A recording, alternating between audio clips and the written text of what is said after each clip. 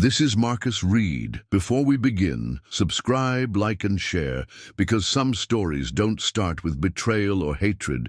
They start with love and still end in heartbreak when fear convinces a man to run from the very life he once prayed for. Daniel Monroe was 27 when he became a father, and if anyone had asked him back then if he wanted a child, he would have said yes, but only when he was ready. The problem is, life didn't ask if he was ready. It simply placed a boy named Leo in his arms. That day, as he held the baby for the first time, Daniel felt an indescribable love, but along with it a fear so great it seemed to swallow the air around him. He had grown up watching his own father abandon the family when the pressure became too great, and though he swore he would never be like that man, there was something inside him that trembled at the thought of failing as a father. For the first few years, he tried. He worked in a restaurant, worked overtime, came home exhausted, but always smiled when Leo ran to him calling Daddy.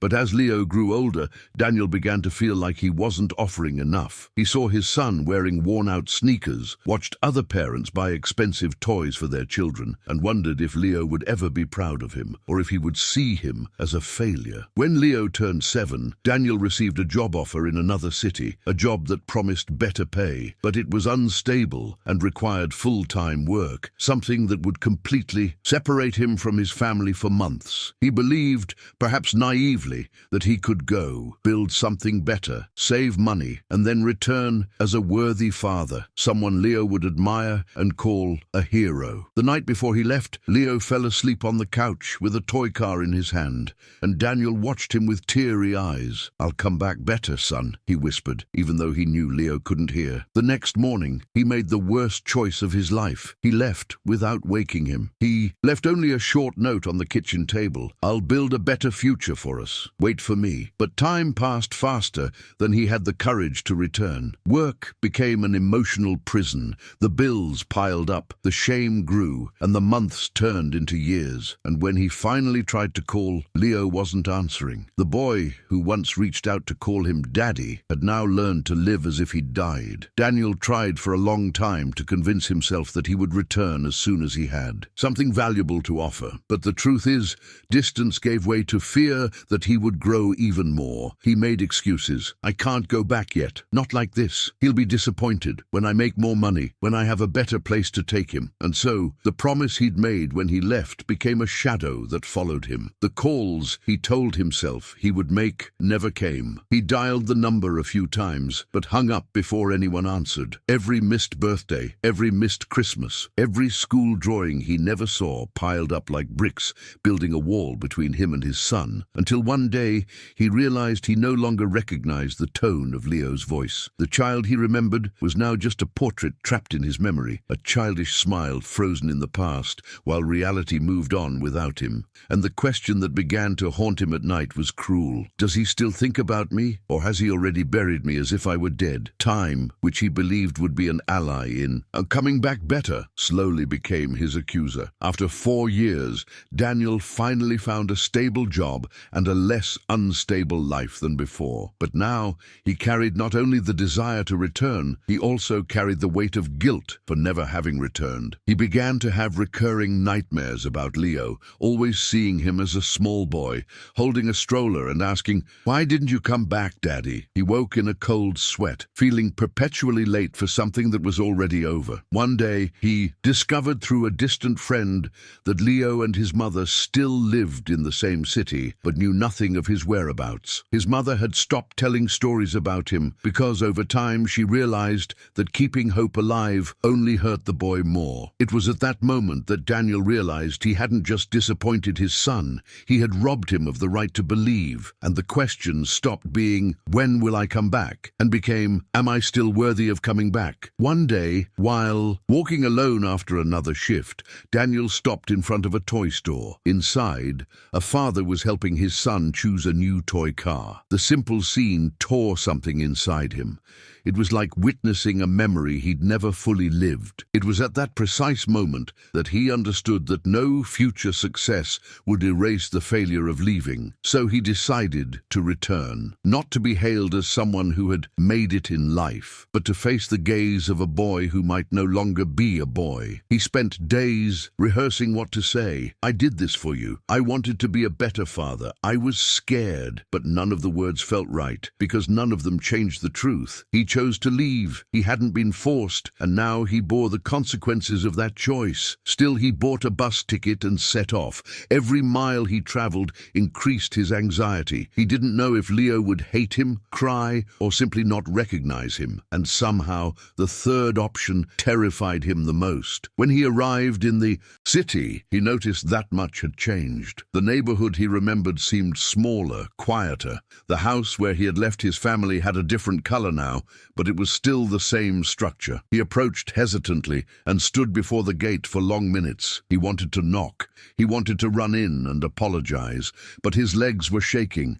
It was then that he saw a teenage boy coming out of the house. Leo. There was no doubt. His features were more mature, but his eyes were still the same. For a moment, Daniel almost called out to him, but when the teenager passed him and glanced at him quickly, Daniel realized something. That look didn't recognize the man standing there. There was no anger, no joy, no sadness. There was only indifference, the kind of reaction you have to a random stranger on the street. And that was the most devastating emotional blow Daniel had ever felt, because in that moment, he understood that his greatest fear had come true. He was no longer that boy's father. He was just a stranger who had arrived too late. Daniel couldn't find the courage to call out to him then. He just watched Leo walk away with calm steps, like someone leaving for another ordinary day, and perhaps that was exactly what hurt. The boy's life had continued without any sign of anything being missing. Daniel stood there for a few more moments,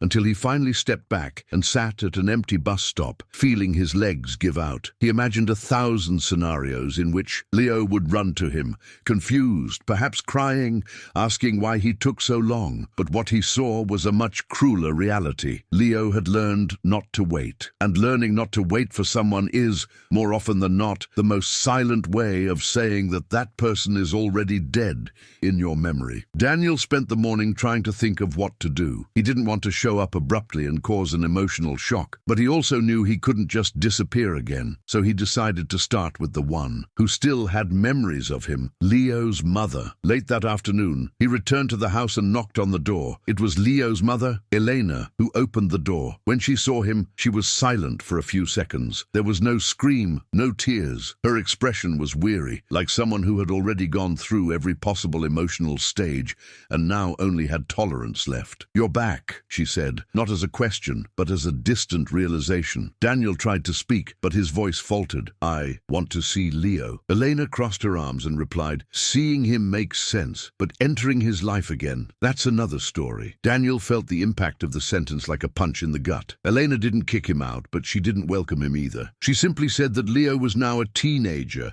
and had the right to choose whether or not to hear the version of a father who once chose to leave. That's when Daniel realized asking for a second chance wasn't the same as earning it. He would have to earn not forgiveness, but the opportunity to be heard. Eleanor arranged for Daniel to return the next day, late in the afternoon, when Leo was home. She made it clear that she wouldn't intervene emotionally, either for or against. "I'm not going to lie and say he waited for you," she said, "but I'm also not going to stop him from knowing you're here." The night that followed was the longest Daniel had ever faced. He didn't sleep. He wandered the city like someone searching for an emotional place to fit in. With every step, he imagined his son's possible reactions: rejection, anger, silence, or what he feared most, indifference. In the morning, he bought 2 cheap movie tickets and put them in his pocket, not because he was sure Leo would agree to go with him, but because he wanted to be ready if by some miracle he had the chance to offer something simple, something almost insignificant but true,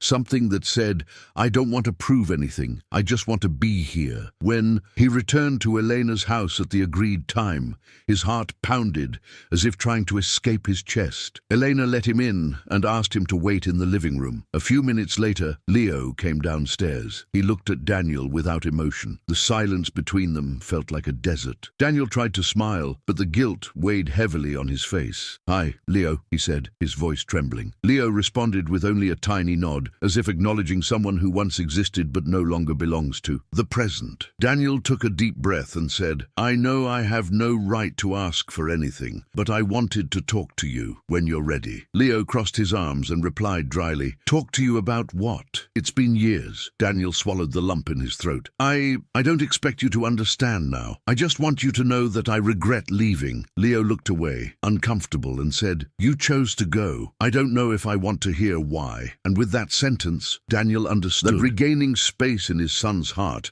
would be more painful than he imagined.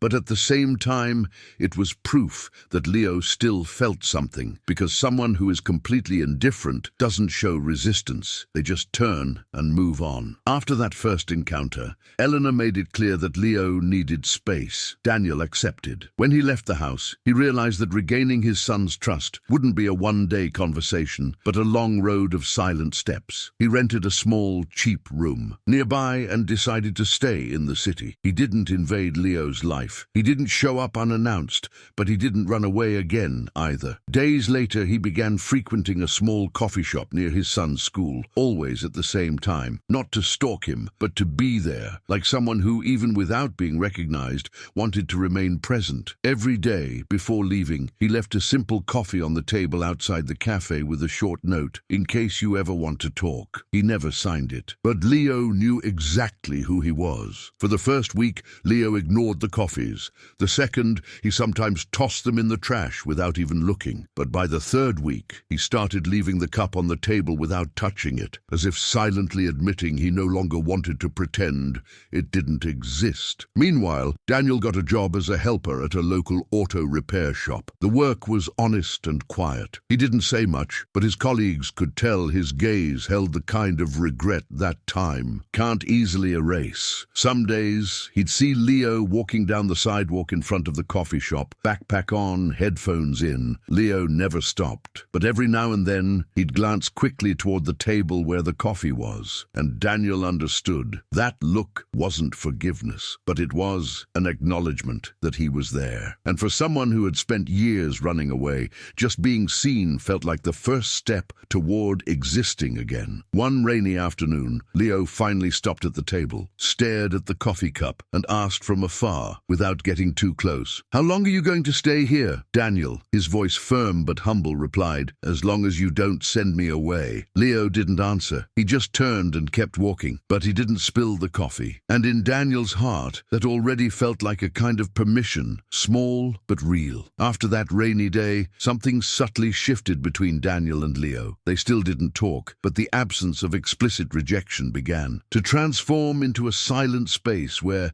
perhaps, a dialogue could emerge. Daniel continued to show up at the coffee shop, but now he just sat, without leaving notes or coffee. He realized he couldn't turn regret into exaggerated gestures, as if he could buy his son's forgiveness with physical constancy. He needed to show he was there not to be forgiven quickly, but to stay, even without reward. One day, when he left work, he found Leo sitting on a nearby park bench, fiddling with his cell phone. Daniel walked past without saying anything. He didn't want to pressure him.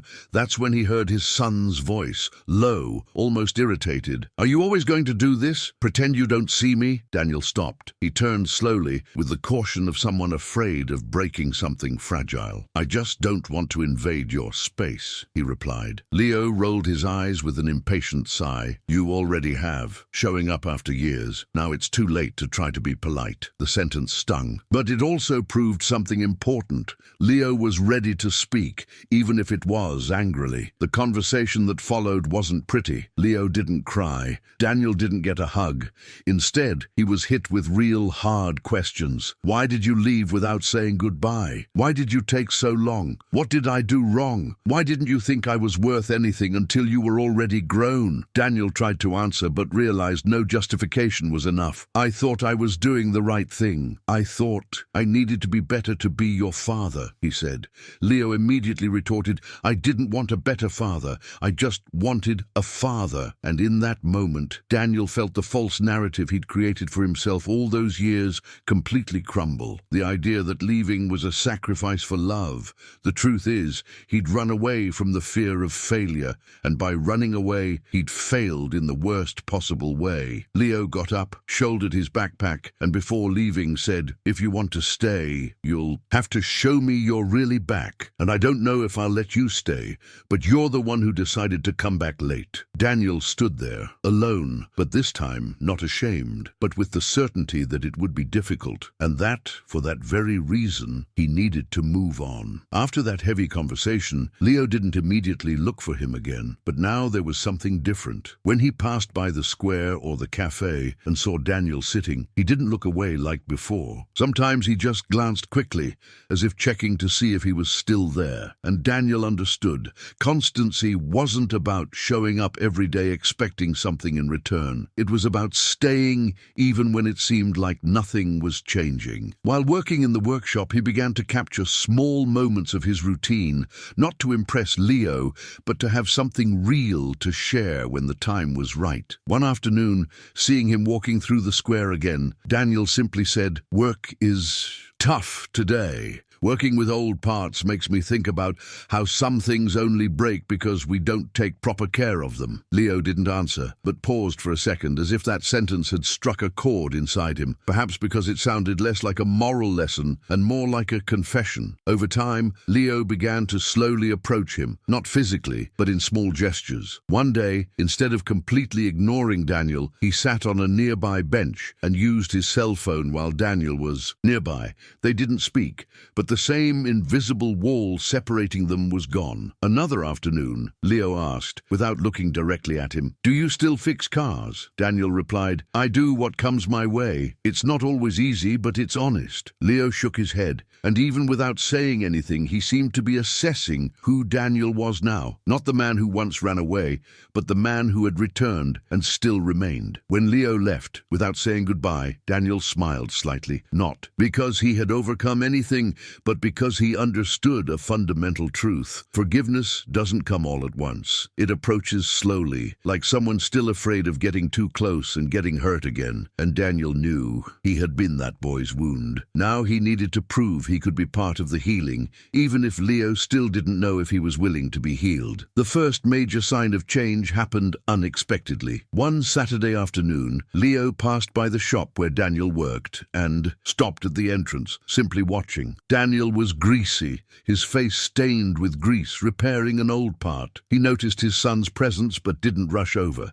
He simply raised his head slightly and said matter-of-factly, "Hi, Leo." The boy didn't answer right away, but after a few seconds he asked, "Do you know how to fix a bike too?" The question seemed simple, but it held something bigger. It was a test. Daniel calmly replied, "I can try." Leo walked in slowly, as if entering a place where his father worked meant crossing an invisible emotional line. He pushed a bike with a loose tire and said, "The chain keeps coming off." Daniel calmly examined the part and began to explain what might be causing the problem. Leo stood nearby, unsure whether to help or just watch. After a few minutes, Daniel said, "Can you hold it for me?" Leo hesitated, but did. The two of them were silent as they worked together, and in that moment, without realizing it, they shared something more important than a bike, a shared space that had been denied for years. When they finished, Leo simply said, "Thanks," and turned to leave. Daniel wanted to say something big, something meaningful, but he understood that in that moment, a simple, "Sure, you can count on me whenever you need me," was enough. Leo didn't respond, but this time he didn't seem uncomfortable. In the days that followed, he began to drop by occasionally, bringing small things to fix, a skateboard part, a broken headset,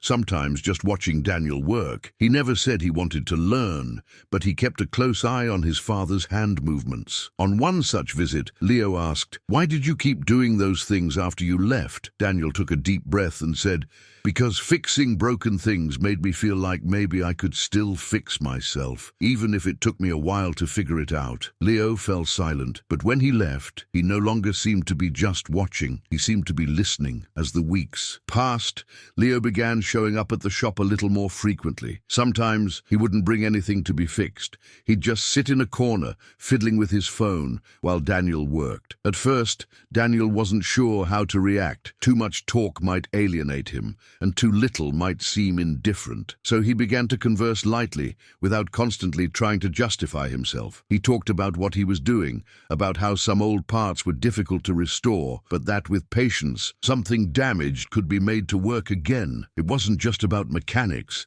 and Leo understood that. One day, unprovoked, Leo commented, "I taught myself to ride a bike because there was no one to chase me if I fell." Daniel stopped what he was doing and simply replied honestly, finally, "I know it should have been me." Leo gave a slight shrug, as if recognizing the truth, but not yet sure what to do with it. But he didn't leave, and staying at that moment was already a sign that something inside him hadn't completely given up. Gradually, Daniel became more observant than talkative. He began to notice the moments when Leo seemed more approachable, usually when they were talking about neutral things like music, movies, or a recent basketball game. In one such conversation, Leo asked, "Why did it take you so long to come back? If you really wanted to, why didn't you show up sooner?" Daniel felt the weight of the question and answered sincerely, without trying to hedge, "Because I was afraid to look into your eyes and see that you no longer needed me." Leo looked at him seriously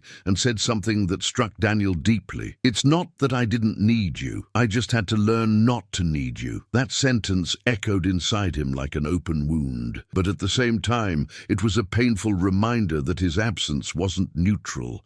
It was something that forced Leo to adapt to his absence. And as hard as it was to hear, it meant that Leo had suffered with his departure. And if he had, perhaps there was still something to rebuild, even if it wasn't exactly what Daniel had lost. After that conversation, Daniel realized that winning Leo back wouldn't be about making him need him again, but about being present even when his son no longer needed him. From that moment on, he stopped seeking grand gestures and began to respect the small silences Leo allowed him to occupy. One day, while adjusting the chain on the same bike together, Leo said, "When I was younger, I used to look at the gate thinking you'd show up one day." Daniel felt his chest tighten. He wanted to respond immediately, apologize again, tell him he hated himself for taking so long. But he understood that this moment wasn't about his emotions. It was about Leo's. So he simply said, "I'm sorry for making you wait." Leo didn't answer, but he didn't walk away. He stood there, gently turning the wheel with his fingers, as if trying to bring thought and movement into the same rhythm. Another late afternoon, Leo arrived carrying a notebook. Daniel asked if it was something for school. Leo hesitated before handing it to him. Inside were drawings Leo had been making since he was little. At first, the doodles showed a family, a child, a mother, and a tall man beside them. But as the pages progressed, the male figure diminished until it disappeared. On the last page, Leo had drawn only himself on a bicycle, alone. Daniel couldn't contain his emotion and let the tears flow, not dramatically, but silently, as if finally understanding the extent of the damage. "I can't erase this," he said, holding the notebook carefully, "but if you let me, maybe I can be in the next pages, not as someone in charge, but as someone who's nearby, even in the background." Leo stared at him for a few seconds, then took the notebook back and put it away. He didn't say yes, he didn't say no, but when he left, he let out two almost imperceptible words, "maybe one day." And to Daniel, those two words felt like the first building block of something that, with time and effort, could perhaps become home again. In the weeks that followed, Leo began to talk more, not about the past, but about the present. He commented on school tests, complained about a demanding teacher, mentioned a friend who was learning to play the guitar. It was as if he were testing Daniel not in the realm of deep emotions, but in his ability to be present in normal, everyday conversations. And this was an even more difficult test because it required something greater than apologies.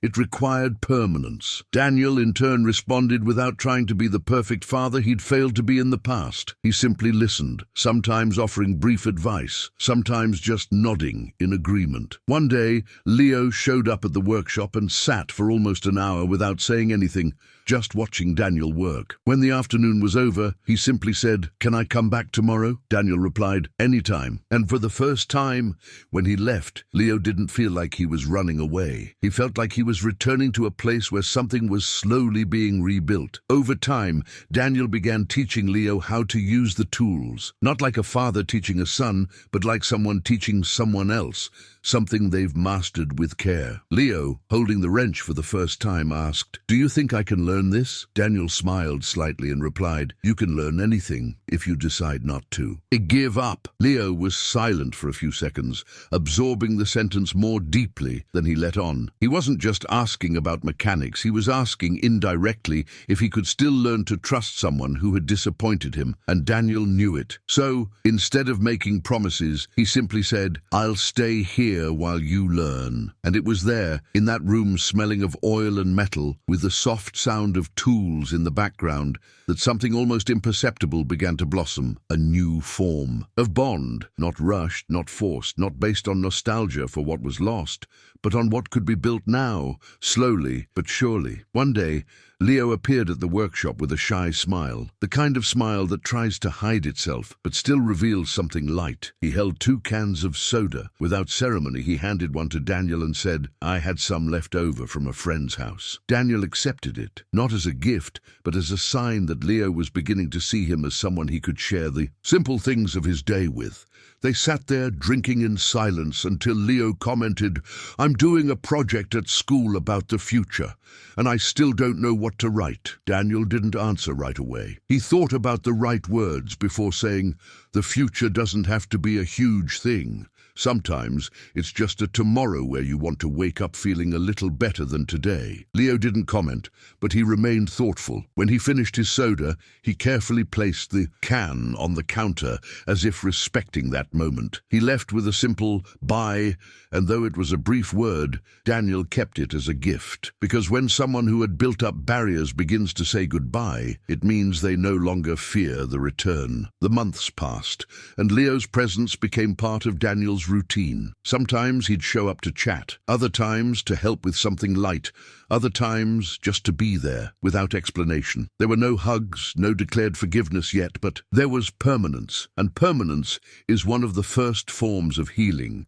Then, one day, Leo's school organized an event with presentations and student projects open to parents and guardians. Elena was going, but Leo, without looking directly at Daniel, said as he adjusted a screw, "If you want to go, I won't send you away." Daniel felt his heart race, not because it meant he was forgiven, but because for the first time in many years, Leo had allowed him to be present in something that was and part of his life, not as a hero, not as a perfect father, but as someone who, even though late, finally decided to stay. On the day of the school event, Daniel arrived a few minutes early and stood near the entrance, unsure of how to position himself. He felt out of place, like someone trying to enter a life that was already underway without him. Some children ran around the playground laughing. Some parents chatted among themselves familiarly. He wasn't part of that world, not yet. When Leo arrived with his mother, he saw Daniel from afar. He didn't smile, but he didn't look away either.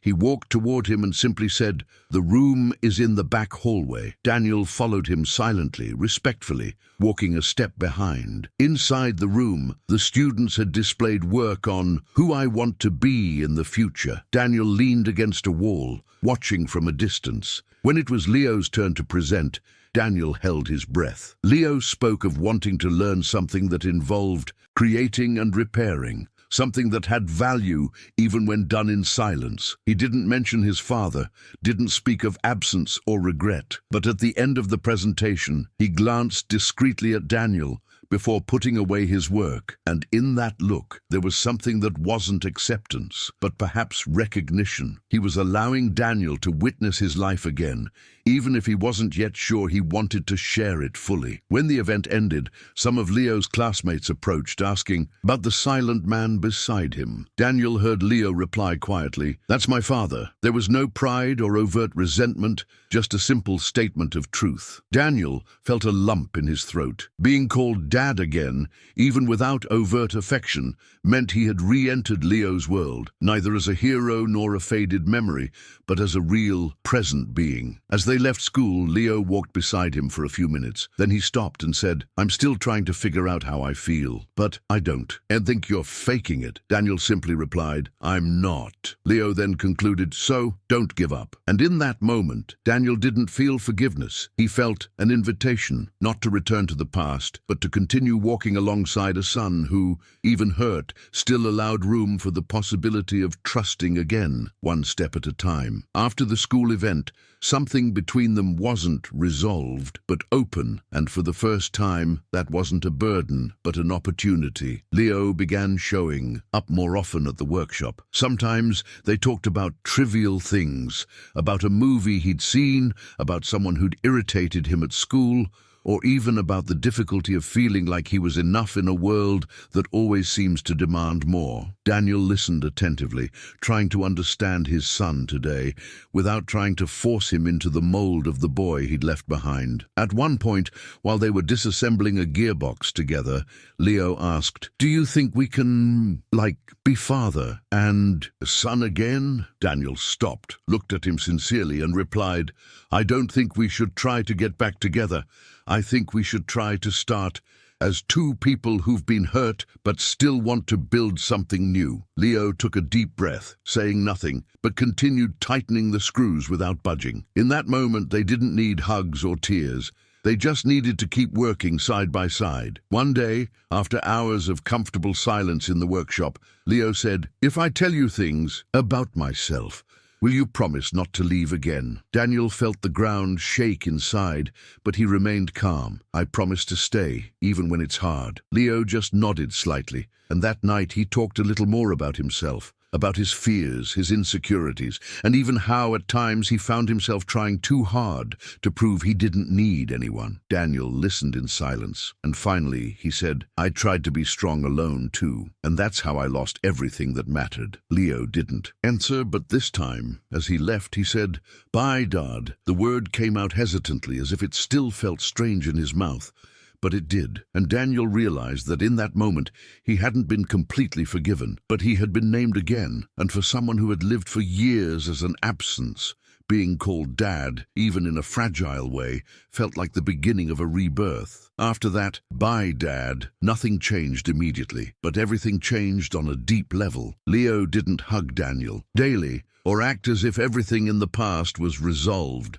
But there was a new kind of bond between them, one that wasn't sustained by old memories, but by the desire to create new ones, however small. They began a Saturday ritual, working together on some mechanical project, sometimes an old bicycle, other times an abandoned engine that Daniel said was a testament to persistence. On those afternoons, Daniel never tried to steer the conversations back. Instead, he let Leo bring up memories when he felt ready.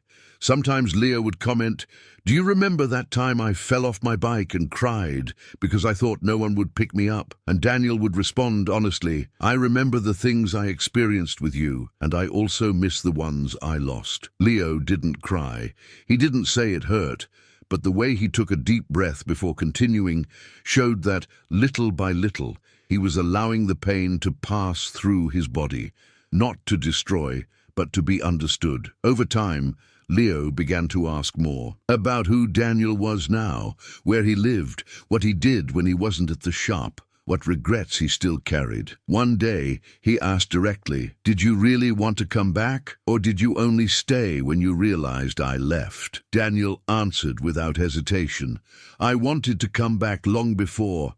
I just didn't have the courage to face what I had broken." Leo sighed and said, "I don't know if I'll ever be able to trust you completely, but I think I can try, a little at a time." Daniel nodded and replied, "Trust is like those rusty pieces. We sand them slowly, adjust them, and in time they move again, even if they'll never be new again." Leo looked at the piece he held and, for the first time since he was a child, smiled. A small but genuine smile, and in that restrained smile there was a sign, not of complete forgiveness, but of real room to grow. Months later, Daniel and Leo continued to rebuild something that had no defined name. It wasn't exactly the same bond that once existed, but it was a new one, more careful, more conscious. One ordinary afternoon, Leo showed up at the workshop with 2 movie tickets. He didn't explain anything. He just left one on the workbench and said, "It's tomorrow night, if you want to go." Daniel felt his heart tighten, not with pain, but with something akin to gratitude. He didn't ask if that meant anything big. He simply replied, "I'll be there." That night alone, he realized that reconciliation hadn't come through an "I forgive you," but through a simple offer of companionship. Leo wasn't saying the pain was gone. He was saying that despite the pain, there was room to live in moments that didn't need to carry the weight of the past. On the day of the movie, they watched the film almost without speaking. But at certain moments, Leo would comment quietly, and Daniel would respond naturally. At the end of the screening, as they walked down the sidewalk at night, Leo said, "I still don't know if I'll trust you like I used to, but